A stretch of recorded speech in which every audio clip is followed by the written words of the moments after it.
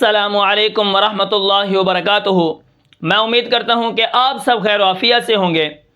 تو آج کا جو ہمارا سبق ہے وہ ہے نون ساکن اور نون تنوین میں کیا فرق ہے۔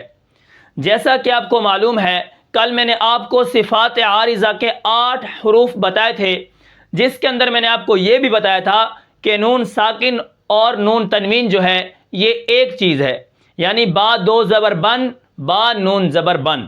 تو اس کے اندر 5 طرح کے فرق ہیں۔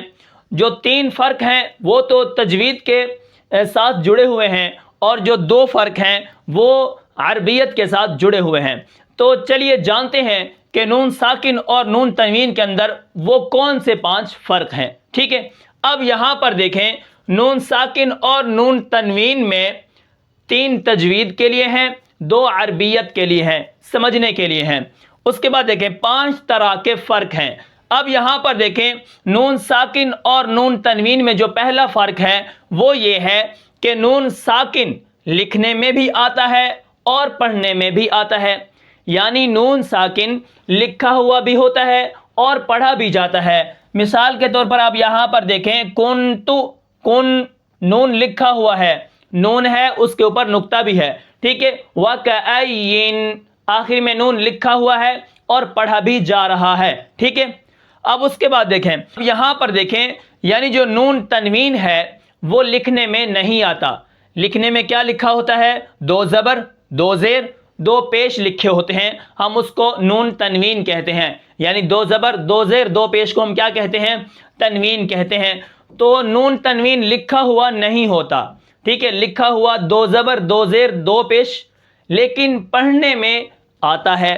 مثال کے طور پر آپ دیکھیں جیسے ابدن، دال 2 زبر دن، نون کی آواز آخر میں آ گئی، یہ تنوین ہے۔ اب اس کے بعد دیکھیں یہ نون تنوین کی آواز ہے، ابدن، ٹھیک ہے، یہ جو آخر میں آواز ہے یہ تنوین کی آواز ہے۔ اس کے بعد دیکھیں با نون زبر بن، یہ نون ساکن ہے، با نون زبر بن، دال 2 زبر دن۔ تو یہاں پر دیکھیں آواز ایک بن رہی ہے، یعنی نون تنوین جو ہے یہ لکھنے میں تو 2 زبر 2 زیر 2 پیش لکھے ہوتے ہیں، لیکن یہ پڑھنے میں نون کی طرح ہوتا ہے، ٹھیک ہے۔ خبیرن، با نون زیر بن، اسی طرح قدیرن، با نون پیش بن، ٹھیک ہے۔ تو یہ پہلا فرق ہے، نون ساکن لکھنے میں بھی آتا ہے پڑھنے میں بھی آتا ہے۔ نون تنوین لکھنے میں 2 زبر 2 زیر 2 پیش لکھا ہوتا ہے، لیکن نون تنوین پڑھنے میں آتا ہے، نون کی آواز آخر میں آتی ہے، ٹھیک ہے۔ اب اس کے بعد دیکھیں جو دوسرا فرق ہے وہ یہ ہے کہ نون ساکن وصلاً وقفاً دونوں حالتوں میں پڑھا جاتا ہے، ٹھیک ہے۔ نون جو ساکن ہے یہ وصلاً وقفاً یعنی ملا کر بھی پڑھا جاتا ہے، اور اگر اس کے اوپر رکا جائے تب بھی پڑھا جاتا ہے۔ اب یہاں پر دیکھیں جیسے انعمت، ان، یہاں پر میں ملا کے پڑھ رہا ہوں تو نون پڑھا جا رہا ہے، اور آخر میں جیسے الحمدللہ رب العالمین، نون کی آواز آئی، کن جیسے آخر میں نون کھڑا ہے تو یہ پڑھا بھی جا رہا ہے، لکھا ہوا بھی ہے اور کیا ہے؟ پڑھا بھی جا رہا ہے۔ اور اسی طرح وقفاً وصلاً دونوں حالتوں میں پڑھا جا رہا ہے۔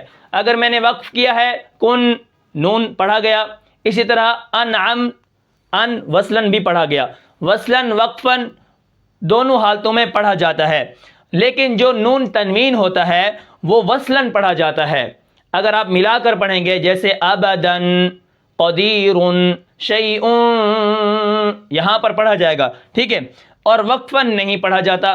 اب مثال کے طور پر آپ دیکھیں، اگر میں قدیرن پڑھوں گا تو یہاں پر پڑھا جائے گا، اگر وقف کروں گا قدیر، خبیر، نون تنوین کیا ہے؟ حذف ہو گئی، غائب ہو گئی، ٹھیک ہے۔ اب اس کے بعد دیکھیں زبر کی تنوین جو ہے وہ الف سے بدل جاتی ہے۔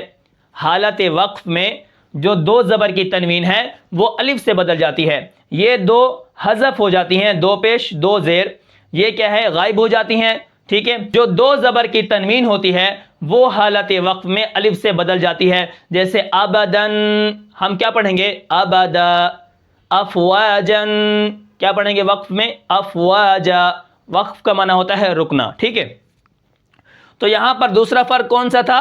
نون ساکن دونوں حالتوں میں پڑھا جاتا ہے، ملا کر پڑھیں گے یا رک جائیں گے دونوں حالتوں میں پڑھا جائے گا. لیکن یہ جو نون تنوین ہے یہ کیا ہے، ملا کر تو پڑھا جاتا ہے لیکن جب ہم اس کے اوپر رکیں گے تو یہ پھر کیا ہے، کہیں پر حذف ہو جاتا ہے اور کہیں پر یہ الف کی شکل اختیار کر جاتا ہے. ٹھیک ہے، تو میں نے فرق آپ کو بتا دیا.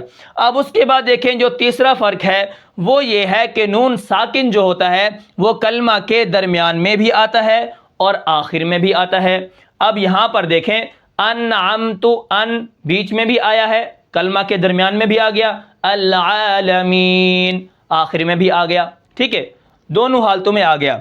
مگر جو تنوین ہے وہ کلمہ کے آخر میں آتا ہے. ٹھیک ہے، نہ شروع میں آتا ہے نہ بیچ میں آتا ہے، وہ ہمیشہ کلمہ کے آخر میں آتا ہے. تو یہ جو نون تنوین ہے یہ کیا ہے، کلمہ کے آخر میں آتا ہے. لیکن یہ جو نون ساکن ہے یہ کلمہ کے درمیان میں بھی آ سکتا ہے اور کلمہ کے آخر میں بھی آ سکتا ہے. ٹھیک ہے، یہاں پر دیکھیں جو نمبر 4 پر فرق ہے وہ یہ ہے کہ نون ساکن اسم، فعل، حرف تینوں میں آتا ہے. ٹھیک ہے، اگر اسم ہے وہاں پر بھی نون ساکن آ سکتا ہے، فعل ہے اس کے اندر بھی آ سکتا ہے، حرف ہے اس کے اندر بھی آئے گا. یہاں پر دیکھیں اسم کی مثال ہے الانہار، نون آیا ہوا ہے بیچ میں. اسی طرح فعل کی مثال ہے ینہون.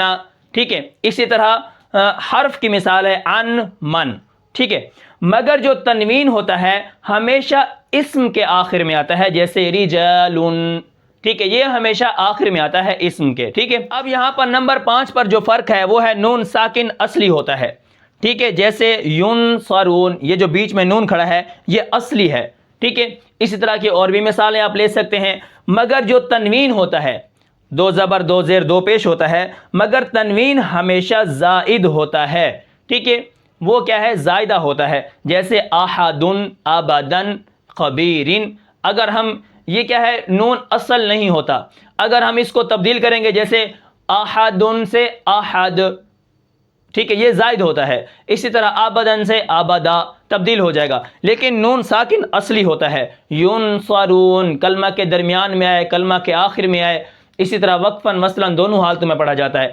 تو یہ تھا آج کا ہمارا سبق جس کے اندر میں نے آپ کو نون ساکن اور تنوین میں 5 طرح کے فرق بتائے ہیں.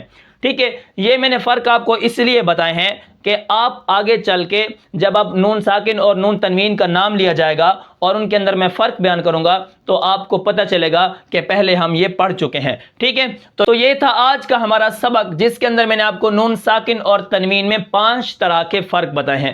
جو 3 پہلے والے ہیں بڑے والے، یہ کیا ہیں، تجوید کے موافق ہیں، یہ تجوید کے اندر کام آتے ہیں. لیکن یہ جو آخر والے ہیں 2، ٹھیک ہے، یہ کیا ہے، ان کا عربیت کے ساتھ تعلق ہے. اسم، فعل جیسے صرف نحو کے قاعدے قانون ہوتے ہیں تو ان کا تعلق ان میں چلا جاتا ہے. تو یہ جو 3 ہیں یہ کیا ہے، تجوید کے اندر آتے ہیں. تو میں امید کرتا ہوں کہ آپ کو یہ سبق سمجھ آیا ہوگا. انشاءاللہ ہم اس کا جو لمحہ ہے نون ساکن اور تنوین کا، جب اس کے اندر اخفاء، اظہار اور اسی طرح اقلاب کی جو تعریفیں ہیں وہ جب پڑھیں گے تو انشاءاللہ وہاں پر بھی ہم نون ساکن اور نون تنوین کو لے کر چلیں گے. تو میں امید کرتا ہوں کہ آپ کو یہ سبق سمجھ آیا ہوگا. پھر ملتے ہیں انشاءاللہ اگلے سبق میں، تب تک کے لیے مجھے اجازت دیجیے. اللہ حافظ.